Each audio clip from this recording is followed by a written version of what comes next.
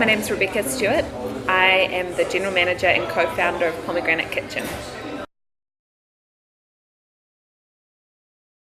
As General Manager, it's kind of a little bit of everything.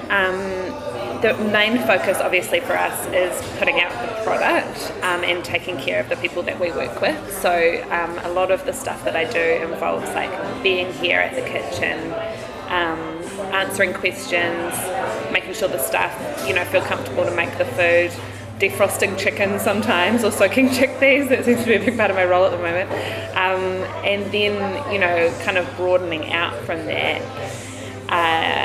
Basically I'm in charge of all of the accounts with a little bit of help from volunteers, so the human resources, recruitment, the business operations, so making sure that we hit all the right marks in terms of our charity status and operating like a business, and like our sales and marketing and social media presence as well.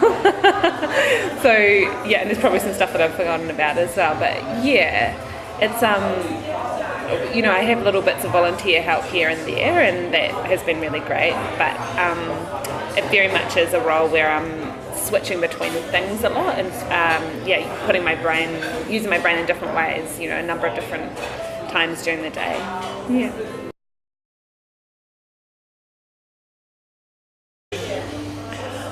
I studied an undergraduate in psychology. I actually started off in law and psychology. Both my parents are lawyers. Psychology felt like a more natural fit because I was really interested in people and how people work, why they do the things that they do, and what's going on inside of us. And I guess at the time, I didn't really know what I wanted to do. I didn't really know a lot about what was out there. I was academic enough, I should have gone to university, but didn't really have a real idea of what the job would be coming afterwards. And at the end of my 3-year psychology undergraduate, really didn't want to progress into continuing, onto like a postgraduate in that area. I guess my feeling from it was that it wasn't quite me, because it was really focused on the individual, and I was more kind of interested in societal things, I suppose. I went overseas for a little bit. I actually ended up working on a super yacht belonging to Paul Allen, who's the co-founder of Microsoft, which was a whole other world. And then I ended up studying public health as a master's in Melbourne, which was much better suited to me because public health is very much kind of looking at interventions at a social level. I specialised in program evaluation, so what that means is trying to figure out how to show that programs are doing what they intend to do. So basically how to tell a story either through data or through interviews. And that was just like a really kind of magical space for me, and it was the first time I really felt like very passionate about what I was doing and my direction, because I was getting to dip in and out of a number of different really interesting programs. So like at that time I worked in youth justice, homelessness, sexual health, domestic violence as well, so just like really in some Aboriginal programs as well, so just like really interesting spaces and spaces where there was some innovation happening and where I could learn a lot. But the thing about evaluation is that you can kind of dip in and out, you get to know a program quite quickly and you assess them to best tell their story, and then you can leave again. It's kind of like a maths brain, but the social intervention stuff, so that was really great. So that was my tertiary pathway, I suppose.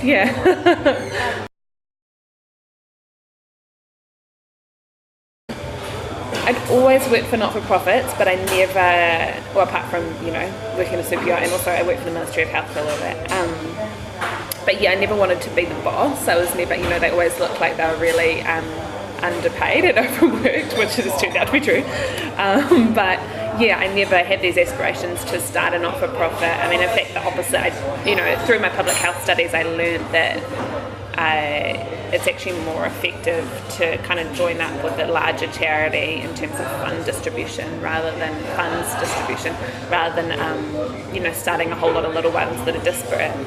But I guess that changed when I was working for the New Zealand Red Cross. I saw that there was a lot of people coming through who really wanted to work but couldn't find a foot in the door, either because of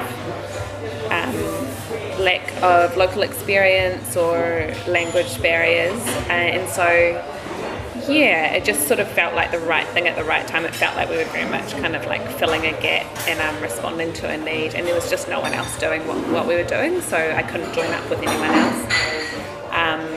And so I have a business partner who's actually also my stepmom, and so we talked about it back and forth for a number of months, and then launched in October 2016.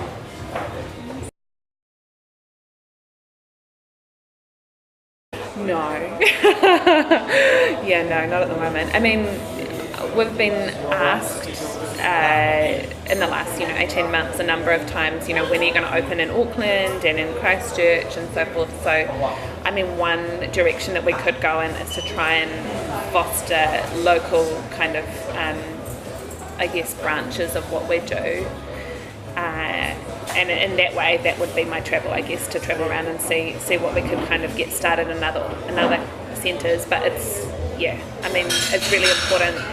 It was really important for us that a lot of what we were doing was hyper-local, that it was informed by what the needs were in the community, and that we were kind of harnessing the expertise, the volunteer expertise in the community as well. So it would be unlikely that I would fly into Christchurch and start something. It would have to be kind of pushed by someone that was already there.